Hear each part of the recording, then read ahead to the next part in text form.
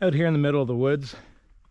Maybe seems like a pretty good time to talk about the system that I have when I'm out here hiking and doing off-trail stuff, which is typically what I'm doing because I'm not a big fan of trails, or really people for that matter. So my method really is, I have looked at maps like Google Maps quite a bit, scouted a fair amount, and have a pretty good idea of the terrain that I'm going into. And then I'll get to my terrain, get an idea, the bearing on a compass that I'm going to for heading, and I'll sort of follow that. Other than that, a lot of times I'm scouting rivers, so rivers are obviously super easy to follow. I use those as a fence, use the river as a fence. A lot of times I'll also use the difference of grade of the terrain, like following uphill or following downhill. Depending if I'm just trying to find the point of a kind of a hilltop, mountaintop, easy to follow up and down grades. What else do I use? For short distances, you can use the sun. Obviously the sun moves across the sky, so that's not one to use over long distances because it's not going to be too helpful. But yeah, for sure, map and compass is my go-to. I love map and compass. It doesn't require a battery.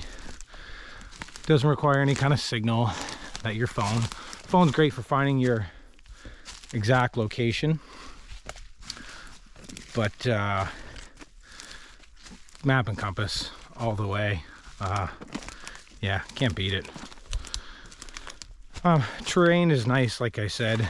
Terrain's real nice to follow in that you can travel it very, very quickly if you're just trying to go uphill, or say you're trying to get to a river.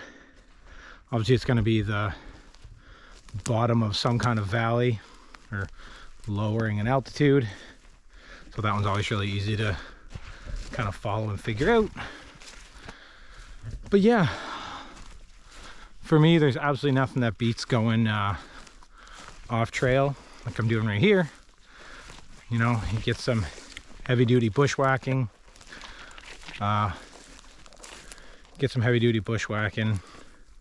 get to really test yourself. Not something to engage in if you aren't sort of comfortable being outdoors. Go with somebody who knows what the hell they're doing, because out here where it's completely silent, it can get overwhelming very, very quickly if you don't know which way to go, and then it starts looking like this and you get very confused and scared, and then you start making poor decisions. But once you're comfortable, there's nothing like it. So these methods that I was talking about are by no means the end all be all. By no means the end all be all, but I love scouting. I love checking stuff out that I sort of find on Google Maps. Seeing it in person is always really cool. It's my recommendation. Get out there, be bold, be brave, find some cool stuff.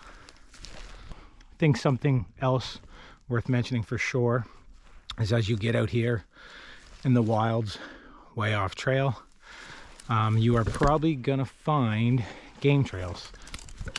And you might think to yourself, hallelujah, I found a trail. Wrong. You found a game trail. If you're looking for game, perfect. If you're looking for civilization, no bueno. These rabbits and other small game are not trying to get back to civilization. They're trying to get away from civilization. And maybe if you're like me, that's what you want. Maybe you want to stay away from civilization. In which case, hang out with the rabbits and other small game and partridge and all the beautiful animals of the world.